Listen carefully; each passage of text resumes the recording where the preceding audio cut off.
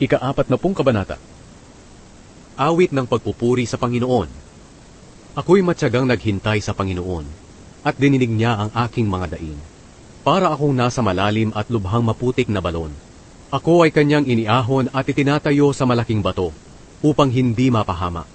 Tinuruan niya ako ng bagong awit, ang awit ng pagpupuri sa ating Diyos. Marami ang makakasaksi at matatakot sa Diyos, at sila'y magtitiwala sa Kanya. Mapalad ang taong sa Panginoon nagtitiwala, at hindi lumalapit sa mga mapagmataas o sumasamba sa mga Diyos-Diyosan. Panginoon kong Diyos, wala kayong katulad. Napakarami ng kahanga-hangang bagay na inyong ginawa para sa amin. At ang inyong mga plano para sa amin ay marami rin.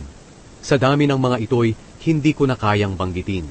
Hindi kayo nalulugod sa iba't ibang klaseng handog. Hindi kayo humihingi ng handog na sinusunog at handog para sa kasalanan. Sa halip ginawa niyo akong masunurin sa inyo. Kaya sinabi ko, narito ako. Sa inyong kasulatan ay nakasulat ang tungkol sa akin. O Diyos, nais kong sundin ang kalooban ninyo. Ang inyong mga kautusan ay iniingatan ko sa aking puso. Sa malaking pagtitipon ng inyong mga mamamayan, inihayag ko ang inyong pagliligtas sa akin. At alam nyo, Panginoon, na hindi ako titigil sa paghahayag nito. Hindi ko sinasarili ang pagliligtas nyo sa akin. Ibinabalita ko na kayo ay nagliligtas at maaasahan. Hindi ako tumatahimik kapag nagtitipon ang inyong mga mamamayan. Sinasabi ko sa kanila ang inyong pag-ibig at katotohanan. Panginoon, huwag niyong pigilin ang awa niyo sa akin. Ang inyong pag-ibig at katapatan ang laging mag-iingat sa akin. Hindi ko na kayang bilangin ang napakarami kong suliranin. Para na akong natabunan ng marami kong kasalanan, kaya hindi na ako makakita. Ang bilang ng aking mga kasalanan ay mas marami pa kaysa sa aking buhok. Dahil dito halos mawalan na ako ng pag-asa. Panginoon, pakiusap.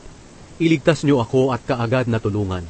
Mapahiya sana at malito ang lahat ng nagnanais na mamatay ako. Magsitakas sana sa kahihiyan ang lahat ng mga nagnanais na ako'y mapahamak. Pahiyain niyo ng lubos ang mga nagsasabi sa akin, aha, napasa amin ka rin. Ngunit ang mga lumalapit sa inyo ay magalak sana at magsaya. Ang mga nagpapahalaga sa inyong pagliligtas ay lagi sanang magsabi, dakilain ang Panginoon. Ako naman na dukha at nangangailangan, alalahanin niyo ako, Panginoon. Kayo ang tumutulong sa akin. Kayo ang aking tagapagligtas.